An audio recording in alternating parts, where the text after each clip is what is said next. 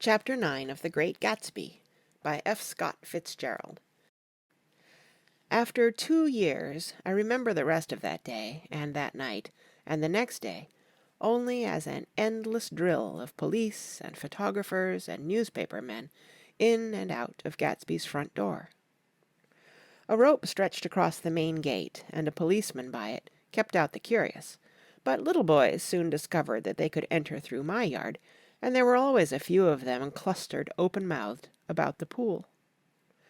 Someone with a positive manner, perhaps a detective, used the expression "madman" as he bent over Wilson's body that afternoon, and the adventitious authority of his voice set the key for the newspaper reports next morning. Most of those reports were a nightmare, grotesque, circumstantial, eager, and untrue. When Michaelis's testimony at the inquest brought to light Wilson's suspicions of his wife, I thought the whole tale would shortly be served up in racy pasquinade, but Catherine, who might have said anything, didn't say a word.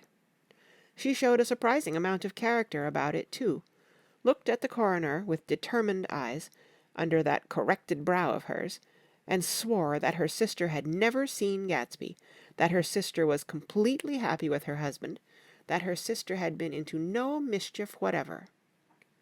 She convinced herself of it, and cried into her handkerchief, as if the very suggestion was more than she could endure. So Wilson was reduced to a man deranged by grief, in order that the case might remain in its simplest form. And it rested there. But all this part of it seemed remote and unessential. I found myself on Gatsby's side, and alone. From the moment I telephoned news of the catastrophe to West Egg Village, every surmise about him, and every practical question, was referred to me. At first I was surprised and confused. Then, as he lay in his house and didn't move or breathe or speak, hour upon hour, it grew upon me that I was responsible because no one else was interested. Interested, I mean, with that intense personal interest to which everyone has some vague right at the end. I called up Daisy half an hour after we found him, called her instinctively and without hesitation. But she and Tom had gone away early that afternoon, and taken baggage with them. Left no address? No. Say when they'd be back? No. Any idea where they are?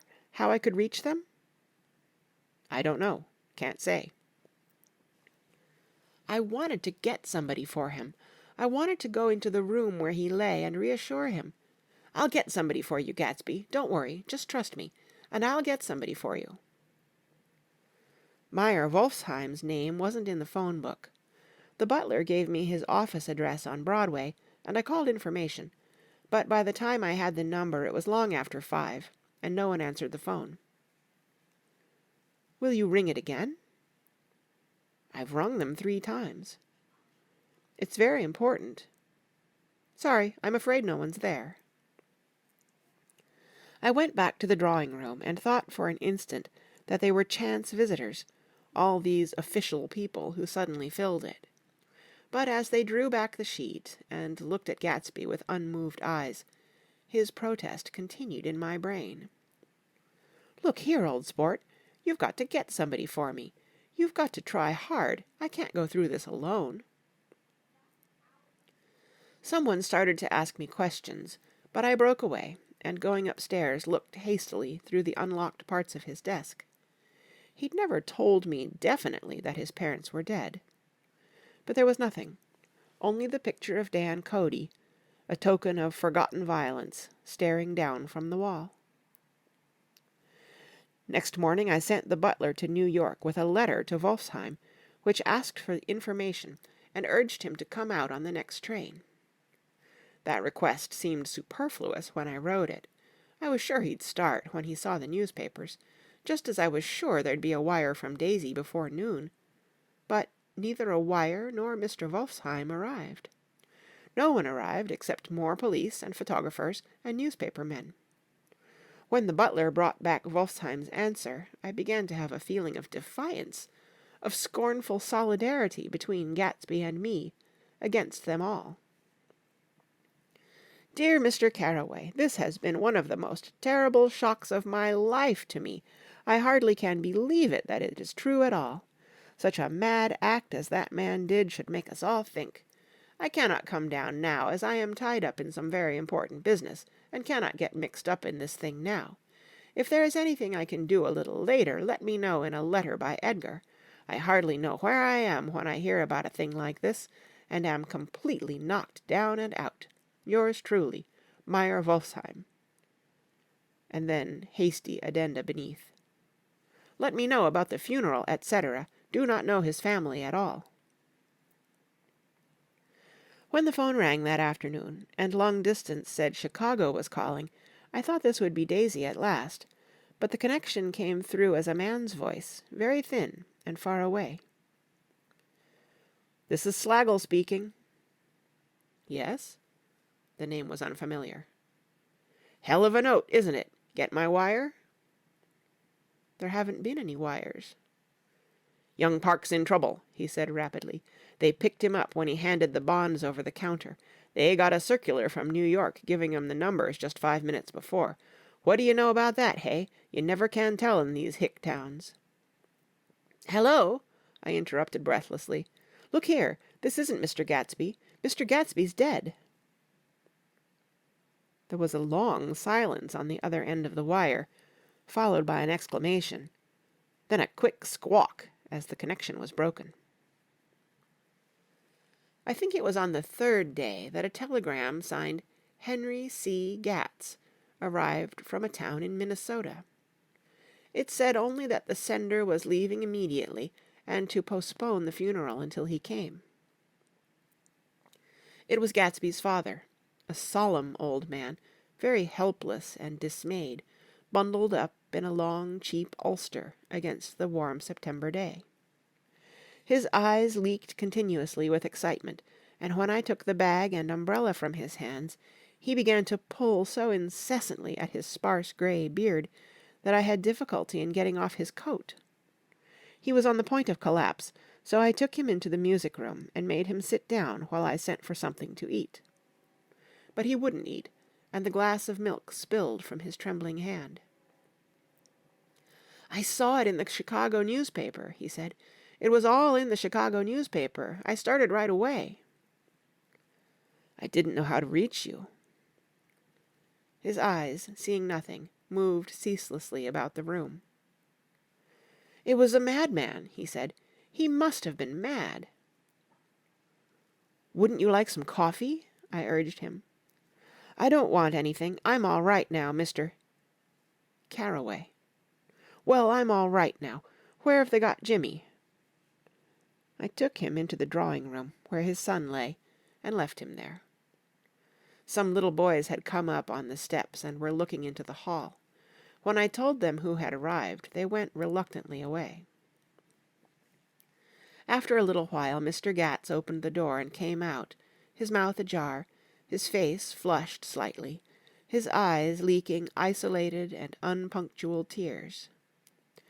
He had reached an age where death no longer has the quality of ghastly surprise, and when he looked around him now for the first time, and saw the height and splendor of the hall and the great rooms opening out from it into other rooms, his grief began to be mixed with an awed pride.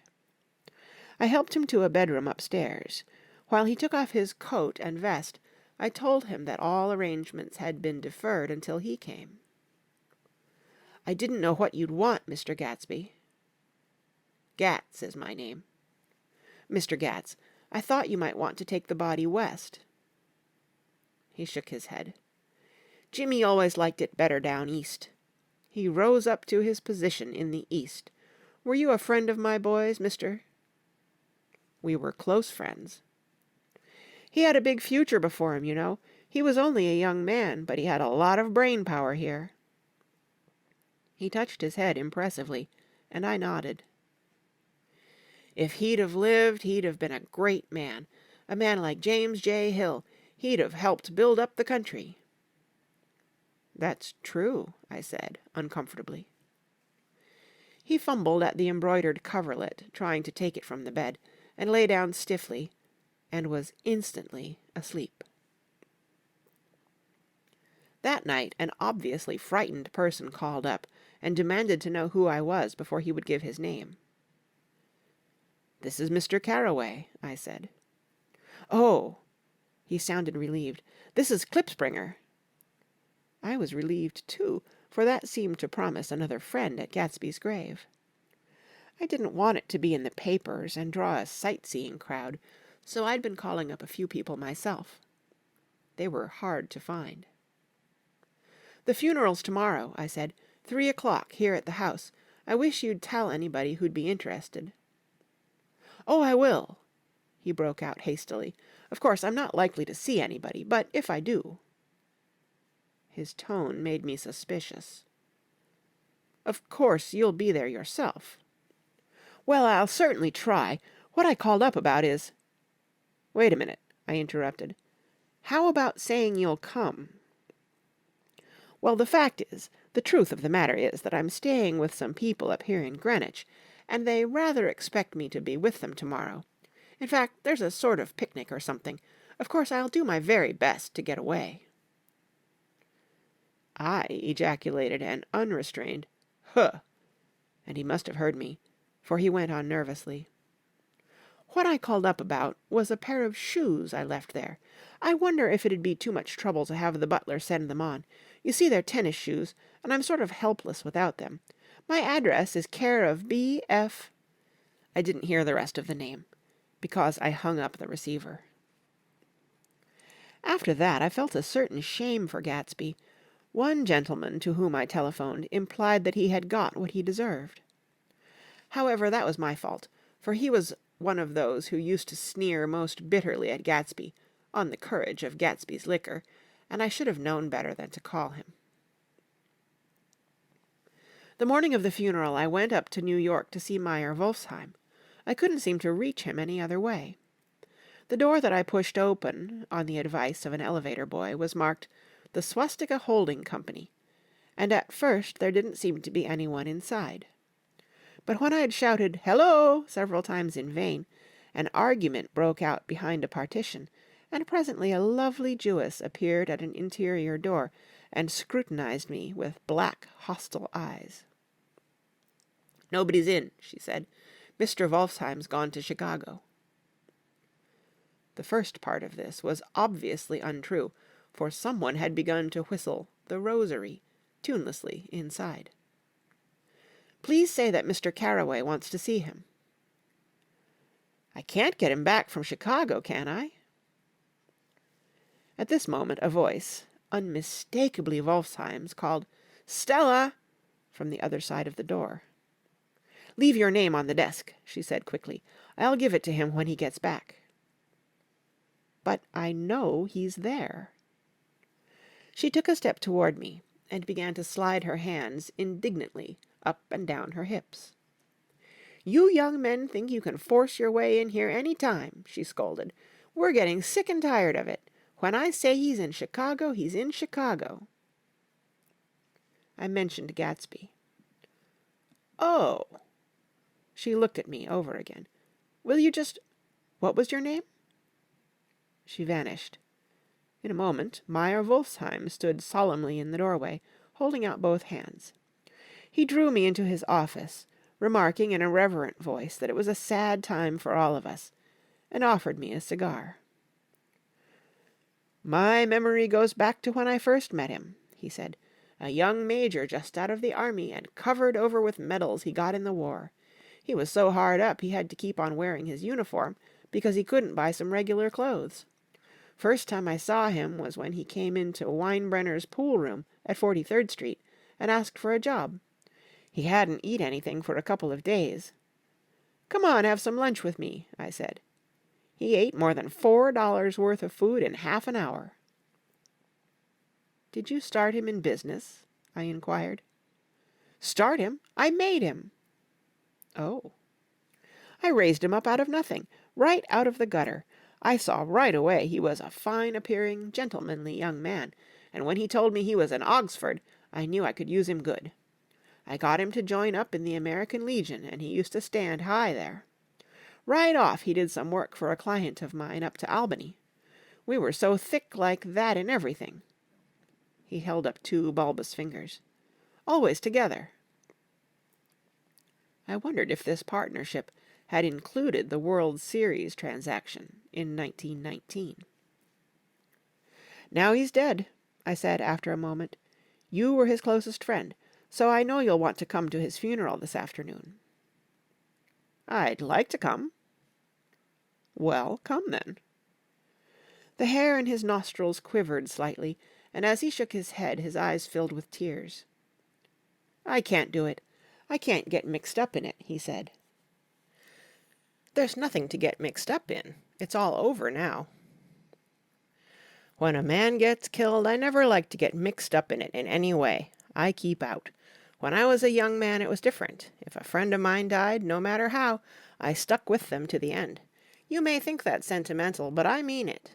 To the bitter end." I saw that for some reason of his own he was determined not to come, so I stood up. "Are you a college man?" he inquired suddenly.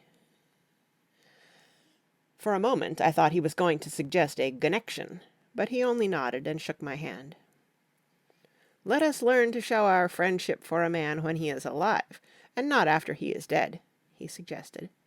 "After that, my own rule is to let everything alone." When I left his office, the sky had turned dark, and I got back to West Egg in a drizzle. After changing my clothes, I went next door and found Mr. Gatz walking up and down excitedly in the hall. His pride in his son, and in his son's possessions, was continually increasing, and now he had something to show me. "Jimmy sent me this picture." He took out his wallet with trembling fingers. "Look there." It was a photograph of the house, cracked in the corners and dirty with many hands. He pointed out every detail to me eagerly. "Look there!" and then sought admiration from my eyes. He had shown it so often that I think it was more real to him now than the house itself. "Jimmy sent it to me. I think it's a very pretty picture. It shows up well." "Very well. Had you seen him lately?" "He come out to see me 2 years ago and bought me the house I live in now. Of course we was broke up when he run off from home, but I see now there was a reason for it. He knew he had a big future in front of him. And ever since he made a success he was very generous with me." He seemed reluctant to put away the picture, held it for another minute, lingeringly, before my eyes. Then he returned the wallet and pulled from his pocket a ragged old copy of a book called Hopalong Cassidy. "Look here, this is a book he had when he was a boy. It just shows you." He opened it at the back cover and turned it around for me to see. On the last fly-leaf was printed the word Schedule, and the date September 12, 1906, and underneath, "Rise from bed, 6 a.m. Dumbbell exercise and wall scaling, 6:15 to 6:30. Study electricity, etc., 7:15 to 8:15. Work, 8:30 to 4:30 p.m. Baseball and sports, 4:30 to 5. Practice elocution, poise, and how to attain it, 5 to 6. Study needed inventions, 7 to 9. General resolves, no wasting time at shafters or a name indecipherable. No more smoking or chewing. Bath every other day. Read 1 improving book or magazine per week. Save $5, crossed out, $3 per week. Be better to parents." "I come across this book by accident," said the old man. "It just shows you, don't it?" "It just shows you." "Jimmy was bound to get ahead. He always had some resolves like this or something. Do you notice what he's got about improving his mind? He was always great for that. He told me I et like a hog once, and I beat him for it." He was reluctant to close the book, reading each item aloud, and then looking eagerly at me. I think he rather expected me to copy down the list for my own use. A little before 3, the Lutheran minister arrived from Flushing, and I began to look involuntarily out the windows for other cars. So did Gatsby's father. And as the time passed, and the servants came in and stood waiting in the hall, his eyes began to blink anxiously, and he spoke of the rain in a worried, uncertain way. The minister glanced several times at his watch, so I took him aside and asked him to wait for half an hour. But it wasn't any use. Nobody came. About 5 o'clock, our procession of 3 cars reached the cemetery and stopped in a thick drizzle beside the gate. First, a motor hearse, horribly black and wet. Then Mr. Gats and the minister and I in the limousine, and a little later 4 or 5 servants and the postman from West Egg in Gatsby's station wagon, all wet to the skin. As we started through the gate into the cemetery, I heard a car stop, and then the sound of someone splashing after us over the soggy ground. I looked around. It was the man with owl-eyed glasses, whom I had found marveling over Gatsby's books in the library one night, 3 months before. I'd never seen him since then. I don't know how he knew about the funeral, or even his name. The rain poured down his thick glasses, and he took them off and wiped them to see the protecting canvas unrolled from Gatsby's grave. I tried to think about Gatsby then for a moment, but he was already too far away, and I could only remember, without resentment, that Daisy hadn't sent a message or a flower. Dimly I heard someone murmur, "Blessed are the dead that the rain falls on," and then the owl-eyed man said, "Amen to that," in a brave voice. We straggled down quickly through the rain to the cars. Owl Eyes spoke to me by the gate. "I couldn't get to the house," he remarked. Neither could anybody else. "Go on!" He started. "Why, my God, they used to go there by the hundreds!" He took off his glasses and wiped them again, outside and in. "The poor son of a bitch," he said. One of my most vivid memories is of coming back west from prep school and later from college at Christmas time. Those who went farther than Chicago would gather in the old dim Union Station at 6 o'clock of a December evening, with a few Chicago friends, already caught up into their own holiday gaieties, to bid them a hasty good-bye. I remember the fur coats of the girls returning from Miss This or That's, and the chatter of frozen breath, and the hands waving overhead as we caught sight of old acquaintances, and the matchings of invitations. "Are you going to the Ordways? The Herseys? The Schultzes?" And the long green tickets clasped tight in our gloved hands. And last the murky yellow cars of the Chicago, Milwaukee, and St. Paul Railroad, looking cheerful as Christmas itself on the tracks beside the gate. When we pulled out into the winter night and the real snow, our snow began to stretch out beside us and twinkle against the windows, and the dim lights of small Wisconsin stations moved by, a sharp, wild brace came suddenly into the air. We drew in deep breaths of it as we walked back from dinner through the cold vestibules, unutterably aware of our identity with this country for one strange hour, before we melted indistinguishably into it again. That's my Middle West. Not the wheat, or the prairies, or the lost Swede towns, but the thrilling returning trains of my youth, and the street lamps and sleigh bells in the frosty dark, and the shadows of holly wreaths thrown by lighted windows on the snow. I am part of that, a little solemn with the feel of those long winters, a little complacent from growing up in the Carraway house in a city where dwellings are still called through decades by a family's name. I see now that this has been a story of the West. After all, Tom and Gatsby, Daisy and Jordan and I were all Westerners, and perhaps we possessed some deficiency in common which made us subtly unadaptable to Eastern life.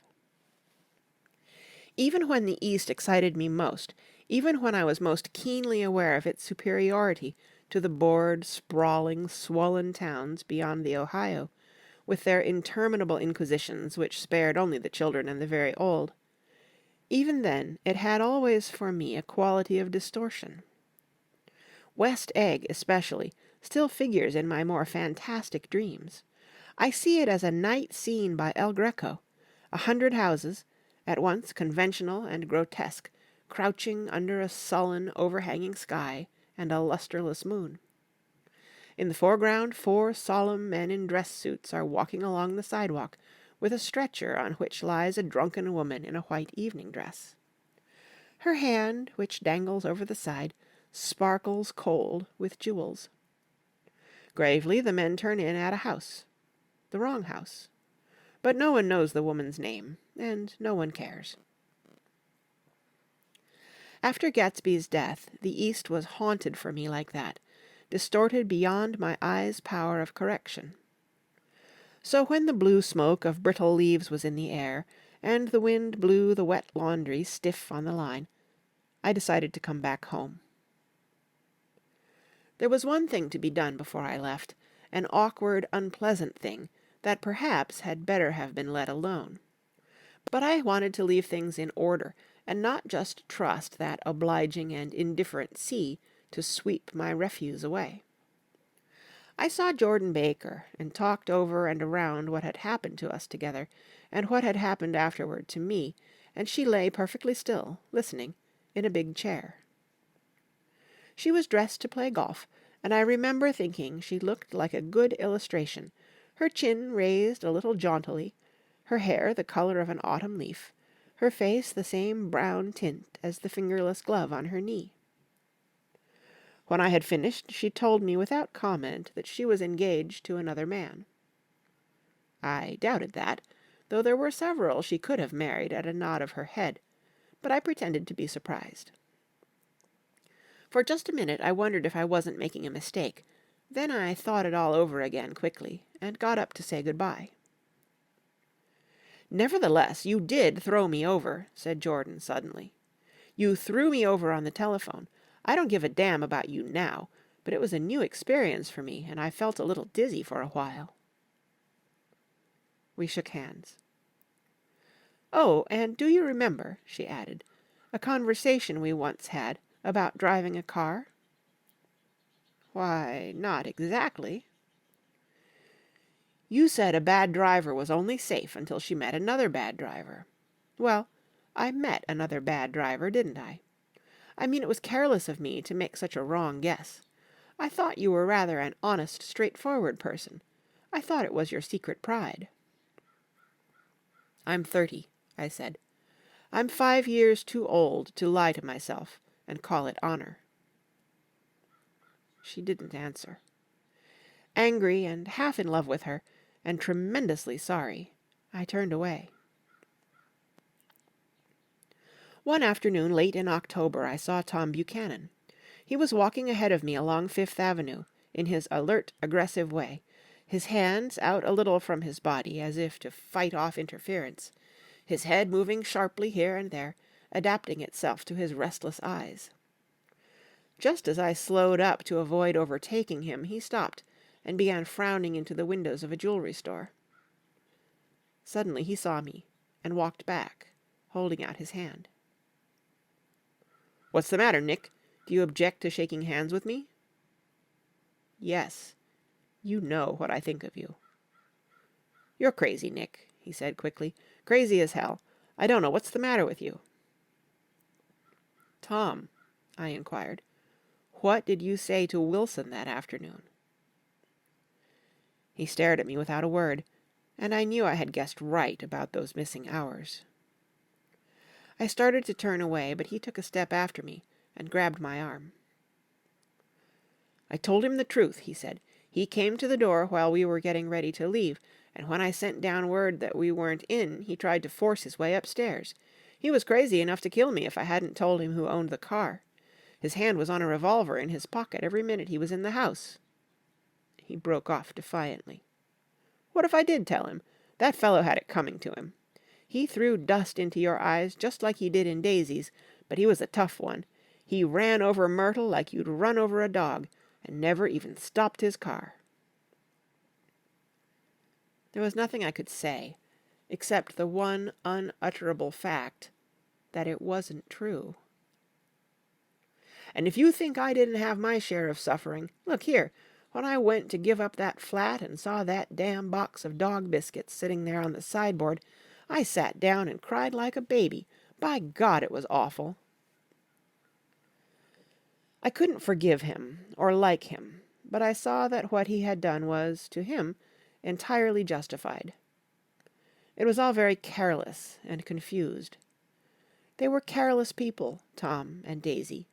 They smashed up things and creatures, and then retreated back into their money, or their vast carelessness, or whatever it was that kept them together, and let other people clean up the mess they had made. I shook hands with him. It seemed silly not to, for I felt suddenly as though I were talking to a child. Then he went into the jewelry store to buy a pearl necklace, or perhaps only a pair of cuff buttons, rid of my provincial squeamishness forever. Gatsby's house was still empty when I left. The grass on his lawn had grown as long as mine. One of the taxi drivers in the village never took a fare past the entrance gate without stopping for a minute and pointing inside. Perhaps it was he who drove Daisy and Gatsby over to East Egg the night of the accident, and perhaps he had made a story about it all his own. I didn't want to hear it, and I avoided him when I got off the train. I spent my Saturday nights in New York because those gleaming, dazzling parties of his were with me so vividly that I could still hear the music and the laughter, faint and incessant, from his garden, and the cars going up and down his drive. One night I did hear a material car there, and saw its lights stop at his front steps. But I didn't investigate. Probably it was some final guest who had been away at the ends of the earth and didn't know that the party was over. On the last night, with my trunk packed and my car sold to the grocer, I went over and looked at that huge, incoherent failure of a house once more. On the white steps an obscene word, scrawled by some boy with a piece of brick, stood out clearly in the moonlight, and I erased it, drawing my shoe raspingly along the stone. Then I wandered down to the beach and sprawled out on the sand. Most of the big shore places were closed now, and there were hardly any lights except the shadowy, moving glow of a ferry boat across the Sound.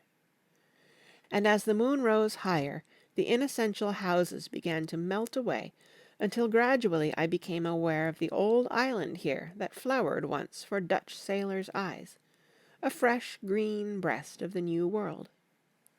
Its vanished trees, the trees that had made way for Gatsby's house, had once pandered in whispers to the last and greatest of all human dreams. For a transitory enchanted moment, man must have held his breath in the presence of this continent, compelled into an aesthetic contemplation he neither understood nor desired, face to face for the last time in history with something commensurate to his capacity for wonder. And as I sat there brooding on the old unknown world, I thought of Gatsby's wonder when he first picked out the green light at the end of Daisy's dock. He had come a long way to this blue lawn, and his dream must have seemed so close that he could hardly fail to grasp it. He did not know that it was already behind him, somewhere back in that vast obscurity beyond the city, where the dark fields of the Republic rolled on under the night.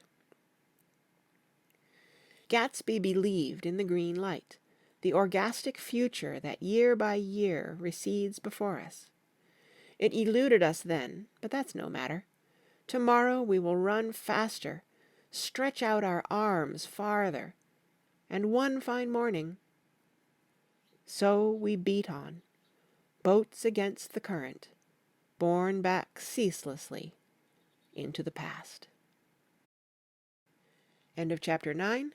And the end of the Great Gatsby.